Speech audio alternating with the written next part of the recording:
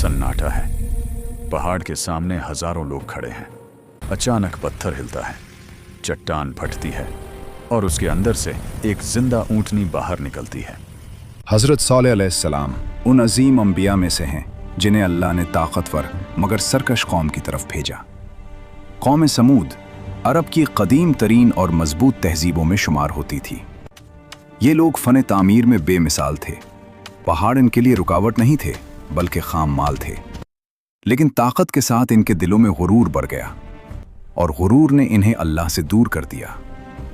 ये दास्तान सिर्फ एक कौम की तबाही की नहीं बल्कि इंसान की सरकशी, इनकार और अंजाम की कहानी है।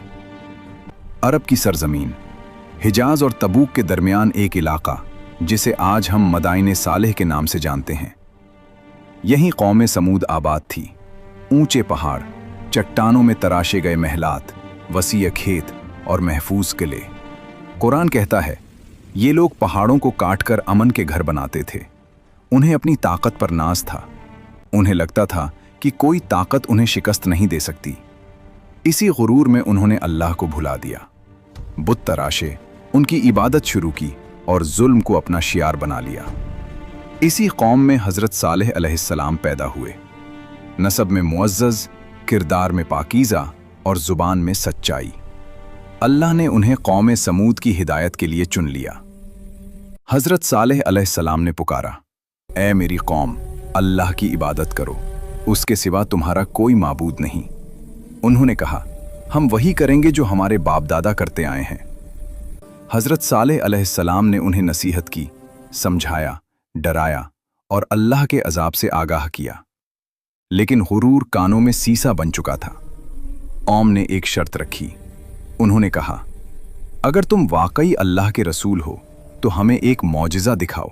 उन्होंने पहाड़ की तरफ इशारा किया और कहा, इसी चट्टान से एक जिंदा ऊंटनी निकालो। ये मुतालबा नामुमकिन नजर आता था। हज़रत सालेह अलैहिस्सलाम ने फरमाया, अगर अल्लाह ने यह मौजिज़ा दिखा दिया तो क्या तुम ईमान लाओगे? उन्होंने वादा किया। हज़रत सालेह अलैहिस्सलाम ने दुआ की, ज़मीन लर्जी, पहाड़ शक हुआ और सबके सामने एक जिंदा अजीमुल जुस्सा ऊंटनी पहाड़ से बाहर निकली। ये कोई ख्वाब नहीं था, ये अल्लाह की कुदरत का ऐलान था। हज़रत सालेह अलैहिस्सलाम ने फरमाया, ये अल्लाह की ऊंटनी है, इसे नुकसान न पहुंचाना। ये तुम्हारे लिए निशानी है। पानी बारी बारी पीना होगा, एक दिन ऊंटनी, एक दिन तुम।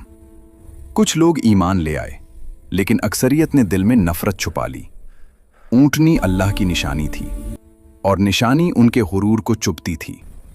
रफ्ता रफ्ता साजिशें बनने लगीं और एक दिन कौम के सरकश लोगों ने ऊंटनी को कत्ल कर दिया। यह सिर्फ एक जान का कत्ल नहीं था, ये अल्लाह के हुक्म का कत्ल था। हज़रत सालेह अलैहिस्सलाम कौम के सामने खड़े हुए।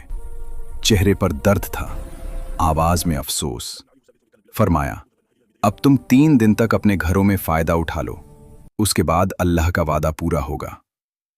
पहला दिन चेहरे जर्द हो गए। दूसरा दिन चेहरे सुर्ख हो गए। तीसरा दिन चेहरे सियाह हो गए। चौथे दिन आसमान से एक जोरदार चीख आई। जमीन लर्जी, पहाड़ कांप उठे और कौमें समूद अपने घरों में अकड़ कर रह गईं। वो ताकत, वो महल, वो गुरूर, सब खत्म हो गया। कौम समूद की कहानी हमें यह सिखाती है कि मौजिज़े देख लेना काफी नहीं, ईमान इताअत मांगता है। अल्लाह की नाफरमानी जब हद से बढ़ जाए तो ताकत भी बचा नहीं सकती। आज के इंसान के लिए यह पैगाम है कि गुरूर छोड़ दे, हक को पहचान ले और अल्लाह की तरफ लौट आए। क्योंकि अल्लाह मोहलत देता है लेकिन गफलत को हमेशा के लिए नहीं छोड़ता। अल कुरान अल करीम, सूरह अल अराफ, सूरह हूद, सूरह अश-शम्स, सूरह अल फज्र, सही बुखारी, सही मुस्लिम, तारीख़ तबरी, तफसीर इब्न कसीर, रियाज़ उस सालिहीन,